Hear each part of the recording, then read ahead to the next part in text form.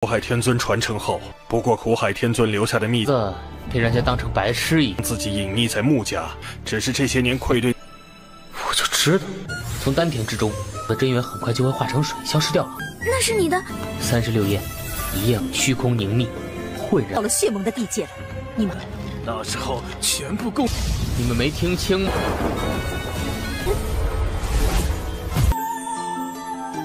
都说了自己的名讳，今日开始，你就是我的。秋，树叶的树，秋天的天。看在你们少族长魔凡的面子，汤姆和杰瑞，我们不这小事还要老子亲自上，还不速速退去！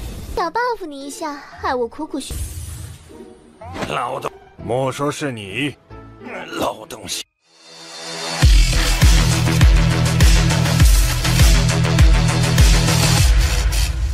Halo semuanya, selamat datang di Ruang Sinema. Bagaimana kabar kalian semua? Semoga selalu sehat dan baik-baik saja. Sesuai jadwal, jadi pada hari ini kita akan kembali melanjutkan series Donghua Supreme God Emperor episode terbaru. Yang mana ini adalah episode yang ke-527. Bagi yang baru bergabung dengan series ini, kita sudah sediakan playlistnya. Jadi kalian bisa mudah mencari di mana episode awal dari series ini. Sebelum kita mulai episode terbarunya, kita akan melihat dulu apa saja yang telah terjadi pada episode sebelumnya, tepatnya pada episode 526. Kemarin pertarungan sengit telah terjadi antara aliansi darah dengan pasukan klan iblis. Sebenarnya ini pertarungan tidak terlalu lama. Pasalnya Muyun bersama anggotanya dengan mudah mendominasi jalannya pertarungan. Bahkan orang-orang dari klan iblis sampai tidak bisa berbuat apa-apa, yang mengakibatkan mereka memilih untuk melarikan diri saja daripada harus mati di tangan kelompok Muyun. Dengan begini, satu masalah sudah selesai. Muyun lalu mengumpulkan semua orang di mana dia ingin membahas mengenai kemunduran dari aliansi darahnya. Muyun berencana untuk segera membawa aliansi darah bangkit kembali. Ini disetujui oleh para tetua lainnya. Bahkan beberapa bantuan dari wilayah lain juga hadir pada pertemuan itu, di mana Muyun cukup tertarik setelah mendengar mengenai harta peninggalan pada tempat ini. Sedangkan ayah Muyun juga hadir dalam pertemuan tersebut. Sekarang kita akan melanjutkan episode terbarunya. Di saat beberapa orang pergi, Mu Xingyu memberitahu setelah Xin Mangyu meninggalkan aliansi darah, dia telah mengirim Xu Qiyan untuk selalu mengikutinya. Namun dalam beberapa hari yang lalu, kekuatannya telah meledak yang mengakibatkan keberadaan Xu Qiyan pun diketahui. Namun kondisinya itu tidaklah baik-baik saja karena sudah diserang oleh Xin Mangyu. Mendengar hal ini tentu saja membuat Muyun bingung. Sebenarnya apa yang terjadi kepada istrinya itu? Apakah pemecah ilahi Bing Huan telah mengubahnya menjadi orang yang berbeda? Andai saja kala itu Muyun dapat membantunya membuka pencerahan ilahi, maka seharusnya Muyun sudah mengantisipasi hal ini terjadi. Di sini Muyun ingat kalau ayahnya telah menerima warisan dari Yang Mulia Lautan Pahit. Mu Xingyu membenarkan hal tersebut. Akan tetapi harta rahasia yang ditinggalkan oleh Yang Mulia Surgawi Laut Pahit masihlah belum dapat dirinya temukan, yang tentu saja mengejutkan Muyun. Ternyata setelah menerima warisan itu membuat Mu Xingyu memahami luasnya dunia, dan dia tahu keberadaan dari orang-orang kuat lainnya. Maka karena itulah dia pun memilih untuk bersembunyi dulu di klan makam, dan berharap putranya bisa menjadi pemimpin klan hebat. Tapi perginya ayah Muyun membuat ia malah seperti orang bodoh. Tapi Mu Xingyu tidaklah menyalahkan dirinya karena berkat itu jugalah Muyun dapat melakukan petualangan hebat. Tapi tetap saja dia merasa bersalah karena telah meninggalkan Muyun dan ibunya. Terlebih lagi setelah tahu betapa busuknya keluarga Yun yang tidak memperlakukan mereka dengan baik. Muyun menanyakan keberadaan ibunya yang ternyata saat ini berada di Batu Yunsan di tanah suci Xuanyu. Mendengar hal itu membuat Muyun tahu siapakah ibunya. 苦海天尊传承后，不过苦海天尊留下的秘子被人家当成白痴一样，自己隐匿在穆家，只是这些年愧对，我就知道。 Di sisi lain, Yun Xingyao tengah melaporkan kepada tuannya mengenai serangan para iblis yang semakin menjadi-jadi. Ia pun takut kalau para muridnya tidak akan dapat bertahan terlalu lama. Gadis suci menanyakan kepada Yuner yang tengah bersama aliansi darah, yang tentu saja kondisinya itu baik-baik saja. Xuan Yuling senang dan mengajak mereka untuk melakukan perjalanan, pasalnya mereka harus pindah dari tempat ini. Sedangkan di sisi lain, Muyun penasaran apa yang tengah Xioner lakukan, yang mana dia itu tengah sibuk-sibuknya. Berhubung Mu Yun sudah kembali, maka Xiao Yuner memintanya untuk menyelesaikan semua tugas ini. Mu Yun tidak menjawab dan hanya mendekati Xiao Yuner saja, sambil memberitahu kalau mereka harus segera menyiapkan hal lainnya. Karena bagaimanapun Mu Yun sudah menyiapkan sebuah teknik untuk bisa membantu para gadisnya agar bisa mengalami peningkatan kultivasi. Di sisi luar, Wang Xingye bisa mendengar apa yang Mu Yun katakan, dan tentu saja ia merasa senang juga. Kembali ke dalam, Mu Yun akan menyerahkan semua ini kepada Xiao Yuner.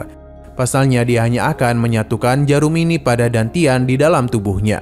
Jadi Xiao Yuner harus menyebarkannya secara perlahan-lahan. Xiao Yuner sebenarnya agak panik, namun Mu Yun menenangkannya. Pasalnya dialah yang akan memberikan bimbingan. Xiao Yuner diminta untuk mengatur napasnya dengan baik. Sebab Mu Yun akan kembali menyalurkan beberapa jarum lagi kepada dantiannya. Perlahan-lahan namun pasti, Xiao Yuner mulai menerima semua ini dengan sangat baik. Bahkan susunan formasi juga tercipta, yang menandakan kalau proses ini berjalan dengan sangat lancar. Jauh di dalam tubuhnya, Xiao Yuner bisa merasakan kalau dantiannya telah mengalami perubahan. Hingga pada puncaknya, sebuah ledakan energi pun keluar. Yang bahkan itu dapat dirasakan oleh Wang Xingye. Pasalnya, kini Xiao Yuner telah berhasil mencapai tingkat pertama dari ranah Linbo. 从丹田之中的真元很快就会化成水消失掉了。那是你的36页，一样虚空凝密，浑然无源了吗？ Mu Yun mengajarkan hal itu, terlebih lagi membutuhkan usaha yang cukup banyak. Xiao Yuner bingung bagaimana cara Mu Yun melakukan hal ini. Yang tentu saja dia pun kembali memamerkan bakat hebat miliknya. Namun Mu Yun harus membuatkan beberapa pil lagi agar bisa menstabilkan ranah Xiao Yuner. Namun ia sangatlah mengkhawatirkan Mu Yun karena tampaknya dia itu begitu kewalahan. Jadi Xiao Yuner berencana untuk membantunya. Tapi Wang Xingye muncul sebab dia itu ingin mencoba apa yang Mu Yun lakukan kepada Xiao Yuner. Pasalnya kini ranahnya sudah mengalami peningkatan. Jadi Wang Xingye memohon kepada suaminya juga. Akan tetapi Mu Yun tengah kelelahan, jadi dia akan pergi dulu. Hanya saja mereka dikejutkan dengan sebuah ledakan yang mana itu berasal dari para gadis Tanah Suci yang tengah dikejar oleh klan iblis. Yun Xingye meminta mereka untuk berhenti karena kini mereka sudah berada di wilayah aliansi darah. Namun para iblis sama sekali tidaklah peduli sebab yang mereka inginkan adalah Yun Xingye. Karena bagaimanapun mereka sudah tahu kalau para gadis dari Tanah Suci memiliki paras yang begitu cantik. Orang-orang klan iblis berencana untuk menangkap mereka semua agar bisa dijadikan sebagai permainan dan juga melayani mereka dengan baik. Namun semua itu tidak akan dibiarkan oleh Mu Yun. Seharusnya mereka sudah mendengar kalau ini adalah wilayah aliansi darahnya. Jadi seharusnya mereka itu segera pergi dari tempat ini. Selain Mu Yun, Xiao Yuner juga muncul demi bisa melindungi Bibi Yun. 竟是学院圣地圣石， 到了血盟的地界了，你们 那时候全部共。 你们没听清吗？ Berhubung mereka telah berani menindas ibunya, maka Mu Yun tidak akan tinggal diam saja. Xiao Yuner baru tahu kalau Yun Xingye adalah ibu dari suaminya. Sedangkan para iblis tidaklah peduli dengan semua itu dan akan melakukan penyerangan kepadanya. Akan tetapi dengan sekali serangan saja, Mu Yun dapat menghabisi para iblis tersebut. Setelah semua itu, Mu Yun pun menanyakan kondisi dari ibunya, yang tentu saja ia baik-baik saja. 没事吧？ Bibi Yun meminta maaf kepada putranya karena tidak menemaninya. Namun Mu Yun tidaklah mempermasalahkan hal itu karena semua ini sudah berlalu. Bibi Yun sangatlah senang dengan perkembangan putranya. Ia bahkan sudah menjadi lebih kuat. Xiao Yuner sendiri penasaran mengenai tujuan Bibi Yun kemari. Apakah Tanah Suci Xuan Yu telah diserang oleh klan iblis? Bibi Yun membenarkan hal itu dan gadis suci telah memberikan mereka waktu untuk melarikan diri. Tapi ia tidak tahu apa yang terjadi kepadanya. Mu Yun dapat merasakan kalau saat ini Xuan Yuling tengah dikejar-kejar oleh klan iblis, di mana mereka memintanya untuk segera berhenti karena bagaimanapun klan iblis tidak ada niatan untuk menghabisinya. Terlebih lagi, Chan Jin berjanji akan menyayanginya. Tentu saja Xuan Yuling tidaklah sudi, akan tetapi saat ini dia telah terluka cukup parah. Jadi di saat sebuah serangan mengarah kepadanya, ia tentu akan kesulitan. Untung saja ada sebuah bantuan yang langsung saja melindungi Xuan Yuling, di mana ini tentu adalah tindakan dari Shao. Mereka berdua pun saling berkenalan satu sama lain. Dan baru kali inilah Bibi Yun mendengar Xuan Yuling memperkenalkan namanya kepada orang lain.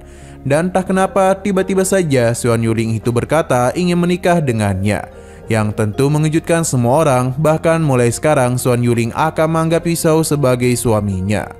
Tanpa basa-basi dia langsung saja mengkokopnya. 都说了自己的名讳，今日开始，你就是我的。树叶的树，秋天的天。 Melihat semua kejadian yang begitu cepat tentu mengejutkan semua orang di sana. Bahkan Mu Yun tidak habis pikir apa yang diperlihatkan oleh Xuan Yuling. Apakah dia itu akan menikahi seorang pria jika ada yang melihatnya untuk pertama kali? Xiao Yuner juga bingung, pasalnya tuannya adalah pribadi yang begitu tenang. Terlebih lagi tentang masalah percintaan. Yisou sendiri kaget karena tiba-tiba saja dikokop secepat itu. Berhubung dia tidaklah memiliki seseorang yang dicintai, jadi Xuan Yuling tidak akan menunda malam pertama mereka dan akan berlangsung pada malam ini juga. Xiao Yuner lalu bertanya bagaimana jika Yisou memiliki orang yang dicintai. Lantas Xuan Yuling akan menghabisi gadis itu dan tetap melanjutkan malam pertama mereka. Perkataannya pun membuat Mu Yun dan yang lainnya hanya terdiam. Berbeda hal dengan klan iblis, Chan Jin merasa dirinya tidaklah dianggap. Tom dan Jerry sangatlah kesal karena kehadiran mereka kemari seakan-akan tidak dipedulikan, bahkan berani membahas malam pertama. Padahal semua kondisi di sini akan tergantung pada suasana hati dari kaisar iblis mereka. Lebih baik Mu Yun menyerah saja, dengan begitu kaisar iblis berjanji tidak akan menghabisinya. Tapi Mu Yun tidak ingin bertarung dengan mereka, karena bagaimanapun dia memiliki rekan bernama Mo Fan. Tapi para iblis ini tidaklah tahu siapa Mo Fan, dan menganggap Mu Yun hanya mengarang sebuah nama, supaya dapat menakuti mereka saja. Mu Yun ingin melihat reaksi bagaimana Mo Fan mendengar apa yang mereka katakan. Kaisar iblis yang tidak takut kepada Mu Yun meminta Tom dan Jerry untuk mengambil semua gadis yang ada di sana. Tapi mereka sangatlah takut dengan Mu Yun karena sebelumnya dikalahkan dengan sangat mudah. Jadi lebih baik Tuan Chan Jin saja yang bertindak. Hal ini semakin membuatnya marah, namun pada akhirnya Chan Jinlah yang akan melakukan pertarungan dengan Mu Yun. Namun sebuah serangan langsung saja mementalkannya. Pasalnya para tetua yang melindungi Mu Yun datang di waktu yang tepat. 什么狗屁魔法？ 看在你们少族长魔凡的面子， 汤姆和杰瑞， 我们不 别小事还要老子亲自上。 还不速速退去！ Selain itu, Jiwer juga telah datang kemari dan langsung memanggil Mu Yun sebagai suaminya. Mendengar hal itu mengejutkan Wang Xinya dan Xiao Yuner. Sedangkan Mu Yun sendiri berusaha untuk memanggil Jiwer sebagai leluhur kecilnya. Namun ia tidaklah mau dan terus memanggil Mu Yun sebagai suaminya. Mu Yun mencoba menenangkan Jiwer, terlebih lagi sekarang bukanlah saat yang tepat untuk bermain-main. Dia berjanji akan bermain lagi dengannya. Mendengar hal itu malah membuat Wang Xinya dan Xiao Yuner berpikiran aneh-aneh kepadanya. Karena permainan apa yang akan Mu Yun lakukan dengan seorang gadis cantik. Sebenarnya Mu Yun tahu kalau Jiwer sengaja melakukan hal itu untuk membuat marah Wang Xinya dan Xiao Yuner. Semua ini Jiwer lakukan untuk membalas dendam karena mereka membutuhkan waktu yang cukup lama demi bisa menemukan kehadiran Mu Yun. Tapi dia tahu kalau Mu Yun memiliki 3 istri, yang mana saat ini Shin Mang Yu tengah melakukan perjalanan. Mu Yun meminta Miao Jiang untuk turun, yang mana Chan Jin malah memintanya untuk pergi dari hadapannya. Yang langsung saja dikasih paham oleh Miao Jing kalau ia tidaklah berhak berbicara kepadanya. Bahkan sosok tertinggi dari klan iblis tidak pernah berbicara seperti itu kepadanya. Chan Jin tidak takut kepadanya dan terus ngebacot, hingga diserang oleh sesuatu yang merupakan kedatangan dari kaisar tertinggi klan iblis. 回去再陪着玩， 这下你高兴了？ 小 buff 你一下，害我苦苦学。 老东，莫说是你，老东西。 Ia pun meminta maaf kepada Miao Jing karena orang-orang bodoh ini malah membuatnya marah. Selain itu, dia akan mempersilahkan mereka untuk memberikan hukuman yang pantas kepada orang-orang itu. Selain ketua Mo Fan juga hadir di sini, yang mana Mu Yun penasaran apakah dia itu tidak terlalu peduli dengan reputasinya. Pasalnya para iblis ini tidaklah mengenali nama Mo Fan. Tom dan Jerry pun baru sadar kalau Mo Fan yang dia maksud adalah tuan muda mereka. Mo Fan langsung saja melakukan hukuman kepada mereka dan jika perlu dia akan menghabisinya. Tapi Muyun menghentikannya karena mereka hanya perlu berlutut selama 10.000 kali saja. Mo Fan meminta mereka untuk berterima kasih kepada Muyun karena tidak dihabisi. Para iblis ini pun segera memberikan hormat kepada Muyun. Sedangkan Bibi Yun penasaran kemanakah putranya beberapa tahun ini melakukan perjalanan, hingga memiliki begitu banyak sosok kuat yang ada di sisinya.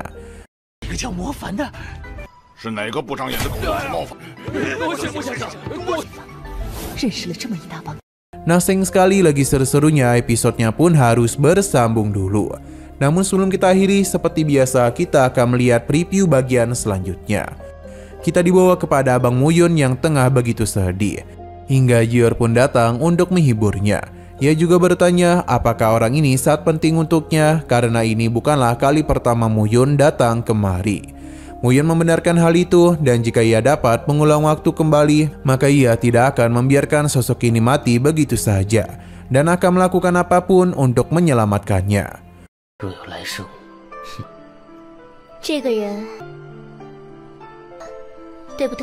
Oke, sekian dulu pada video kali ini. Untuk video selanjutnya akan segera hadir. Jadi bagi kalian yang ingin mengikuti series ini, langsung saja klik subscribe dan aktifkan loncengnya. Terima kasih yang sudah menonton video sampai habis. Jika kalian suka pada video ini, klik like dan share ke teman-teman kalian tentang channel ini. Dan ditunggu aja kelanjutannya. Oke, sampai jumpa di video selanjutnya.